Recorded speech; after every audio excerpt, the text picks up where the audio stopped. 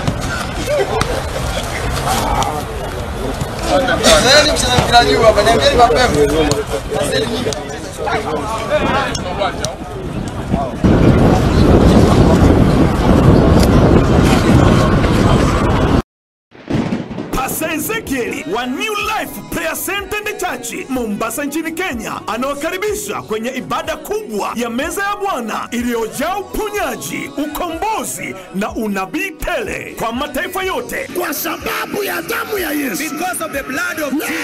Anapona. Today gets healed. Na mwili wako wa nje, you are out of body. Utaishi.